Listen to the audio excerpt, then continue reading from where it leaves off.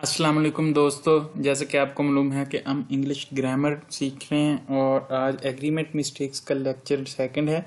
और ये agreement mistake जैसा कि हमको पहले बता चुके हैं, तमाम जो all types of entry test के में इंग्लिश ग्रामर के जो क्वेश्चंस आते हैं उनमें के लिए बहुत अहम है। इसमें हम रूल्स और एग्जांपल साथ में उनकी डिस्कस करते हैं। तो वीडियो शुरू करते हैं दोस्तों। रूल हमारा है आज का पहला जो रूल है, fractions, portions, percentages and verb and helping verb, यानी फ्रैक्शन, पोर्शन और परसेंटेज का वर्ब और हेल्पिंग वर्ब के साथ क्या एग्रीमेंट है।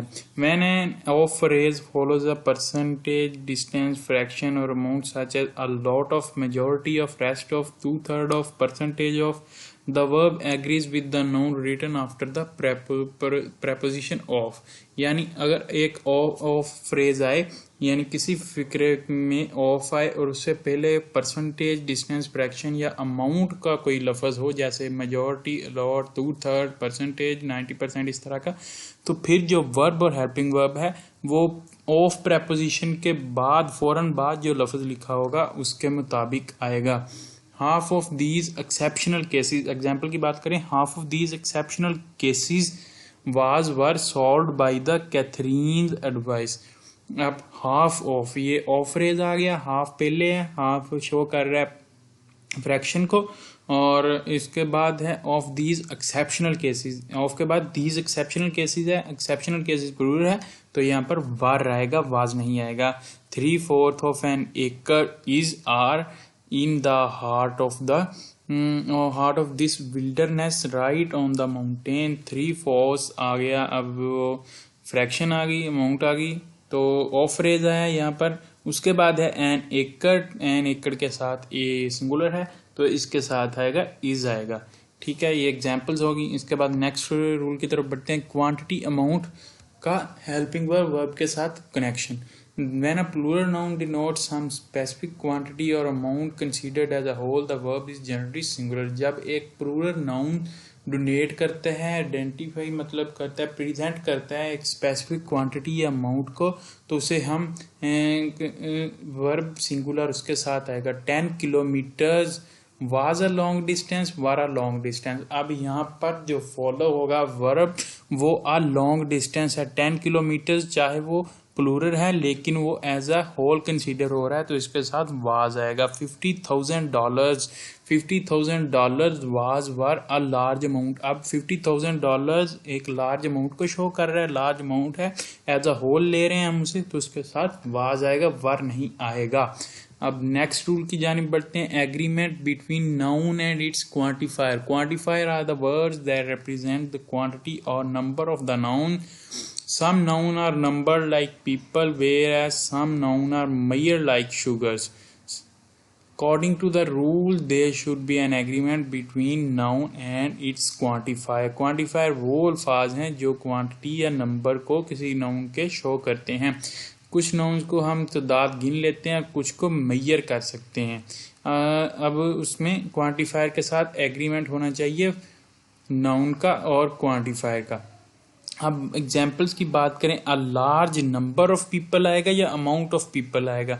नंबर ऑफ पीपल आएगा, हम इसे नंबर कर सकते हैं, number of people were there. One should not eat much या मैनी शुगर, मच आएगा मैनी, क्योंकि मैनी उसके साथ जिसे हम नंबर्स में यानी नंबर की सूरत में हम उसे कैलकुलेट कर सकें। शुगर को हम उसकी मेजर कर सकते हैं, क्वांटिटी उसको गिन नहीं सकते, यानी 1 शुगर 2 शुगर नहीं कर सकते, हम उसकी मेजर करेंगे 1 kg 2 kg, इस तरह। One should not eat much sugar, much आएगा, मैनी नहीं आएगा। मैनी उनके साथ आता है जिन्हें हम नंबर कर सकें और मच आता है जिन्हें हम मेजर कर सकें। अब नेक्स्ट रूल की जानिब बढ़ें। नेक्स्ट जो रूल है वो agreement between helping verb and form of verbs. Form of verbs, मुख्तलिफ फॉर्म ऑफ वर्ब में और हेल्पिंग वर्ब के दरमियान जो एग्रीमेंट है, तो present form of verb first form plus S. अब आगे लिस्ट दी जा रही है और जो अगर इनमें से कोई भी मतलब जो लिस्ट में लफ्ज ये दिए गए हैं, ये लफ्ज इनके साथ कोई इनमें से कोई भी आए सेंटेंस में, तो उसके साथ आपने जिस लिस्ट में, जिस फॉर्म ऑफ वर्ब की लिस्ट में वो लफ्ज दिए गए हैं वो फॉर्म ऑफ वर्ब लगेगी। अब प्रेजेंट फॉर्म ऑफ वर्ब की बात करें, फर्स्ट फॉर्म ऑफ वर्ब जिसे कहते हैं, इसकी लिस्ट अगर आपको आप ये स्क्रीन पर भी देख सकते हैं, मैं एक दफ़ा पढ़ भी देता हूँ। Do, does, did, shall, will, can, could, would, should, may, might, must, used to, ought to, is to, am to, are to, was to, were to, has to, have to, had to, shall have to, will have to, often, always, usually, daily, when, before। अब ये है जैसे he goes to walk daily, इनमें regularly भी आ सकता है। He goes to walk regularly, he usually go to walk, इस तरह के जो है यूजली गोज टू वॉक आएगा, सॉरी। तो उसमें ऐसे ही इसका इजाफा, वो तो आपको पता है सिंगुलर, थर्ड पर्सन सिंगुलर के साथ ऐसे ही इसका इजाफा होगा, बाकी सिंपल फर्स्ट फॉर्म आएगी। तो अगर ये लिस्ट में से कोई भी लफ्ज आता है फिक्रे में तो उसके साथ हम first form of present form of verb लगाएंगे। अब पास्ट फॉर्म ऑफ वर्ब की बात करें तो उसका क्या मार्कर्स हैं, इन अल्फाज को मार्कर्स भी कहते हैं। पास्ट सिंपल टेंस के मार्कर कौन से हैं, इनमें सेकंड फॉर्म ऑफ वर्ब या डिड के साथ अगर फर्स्ट फॉर्म ऑफ वर्ब लगी हो तो उसे पास्ट फॉर्म ऑफ वर्ब यानी पास्ट सिंपल टेंस के मार्कर्स कहेंगे। इनमें ago, last, yesterday, when, before, just. Ago, last, yesterday, when, before, just. He did his homework yesterday. अब सेकंड यस्टरडे आ गया, उसके साथ डिड, डू की सेकंड फॉर्म है तो डिड आएगा, सेकंड फॉर्म का मार्कर है यस्टरडे। अब नेक्स्ट बात करें past participle third form of verb की बात करें, उनके मार्कर कौन कौन से हैं। उसमें थर्ड फॉर्म के मार्कर्स में has, have, had, almost, already, just, passive voice. Has, have, had, almost, already, just और पैसिव वॉइस सेंटेंस होंगे, उनके साथ थर्ड फॉर्म ऑफ वर्ब आएगा। जैसे हैज, हैव, हैड आपको मालूम है, उनके साथ थर्ड फॉर्म। आप टेंसेस में भी ये मार्कर्स देख सकते हैं, टेंसेस में भी ये मार्कर यूज होते हैं। और उसके बाद प्रेजेंट पार्टिसिपल जिसे आईएनजी फॉर्म ऑफ वर्ब की भी कहते हैं, उसके मार्कर्स कौन से हैं। इसके साथ आईएनजी फॉर्म लगती है, एम के साथ, आर के साथ, was, shall be, will be, ये तमाम कंटिन्यूस टेंस हैं उसके साथ। और सिंस, फॉर, ये वो परफेक्ट कंटिन्यूस। और now, at present, it is raining at present. Raining ING form है, एट प्रेजेंट उसका मार्कर है, तो एट प्रेजेंट के साथ रेनिंग आएगा। ये आगे एग्जाम्पल्स भी आप देख सकते हैं। It rains now, it is raining now, it is raining now आएगा क्योंकि नाउ मार्कर है आईएनजी फॉर्म ऑफ वर्ब का। His father has died 3 years ago, died 3 years ago। Ago जो है वो पास्ट सिंपल का मार्कर है तो इसके साथ जो है वो डाइड आएगा, हैज डाइड, हैड डाइड नहीं आएगा। The patient had died when the doctor came।